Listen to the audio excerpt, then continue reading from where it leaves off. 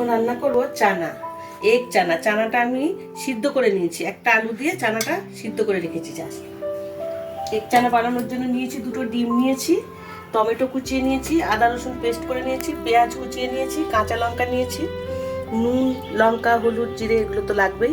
আমি আগে ডিমটা ফাটিয়ে ভেজে নেব।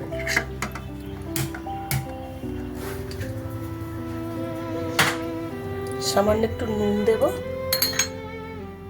গ্যাসটা জ্বালিয়ে নিই। তেলটা গরম হতে থাক, আমি ডিমটা ভালো করে ফেটিয়ে নেব। তেলটা গরম হয়ে গেছে, আমি ডিমটা ভুজি করে নেব।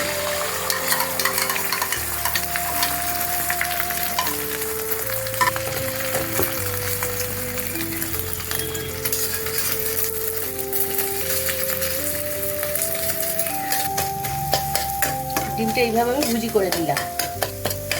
এখন ডিমটা তুলে নেব। তেল দিয়ে দিলাম পরিমাণ মতো, গোটা লঙ্কা আর তেজপাতা দিলাম, আর দিলাম দারচিনি। এই যে অল্প একটু দারচিনি রেখেছি, ফোড়নে দিয়ে দিলাম। এখন আমি এই পেঁয়াজ কুচানোগুলো দিই। পেঁয়াজ কুচানোটা একটু লাল লাল করে আমি ভেজে নেব।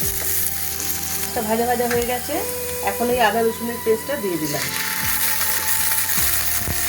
এর মধ্যে দিয়ে দেবো টমেটো কুচিয়ে রেখেছি, টমেটো কুচানোটা দিয়ে দিলাম। এখন দেবো মশলা। লঙ্কা গুঁড়ো দিলাম 1 চামচ, ঝাল বেশি খাই তার জন্য আর একটু বেশি দিয়ে দিলাম। হলুদ গুঁড়ো দেবো 1 চামচ।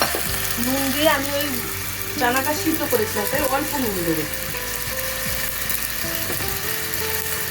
আর জিরে গুঁড়ো, ধনে গুঁড়ো মেশানো আছে 1 চামচ দিয়ে দিলাম।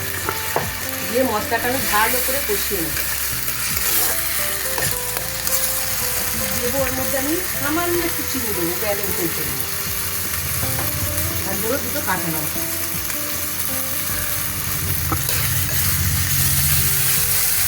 মশলাটা কষানো হয়ে এসছে, এখন তেল দিয়ে করছে একদম। হ্যাঁ, তেল বেরিয়ে গেছে। আমি চানাটা সিদ্ধ করে রেখেছি, এর মধ্যে দিয়ে দিলাম। ভালো করে মিশিয়ে নেবো আমি। আর একটু জল দেবো, জলটা কিন্তু টেনে নেয় চানাতে। হ্যাঁ, এখন আমি 5 মিনিট ঢেকে দেবো।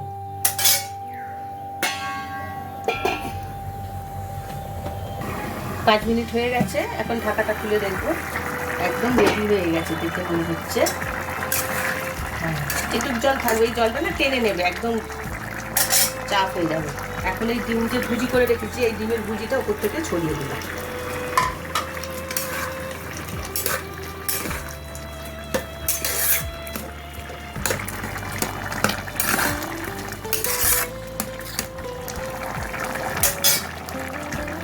রেডি হয়ে গেছে, আমি এখন গ্যাসটা বন্ধ করে দিই, দিয়ে এটা নামিয়ে নেব।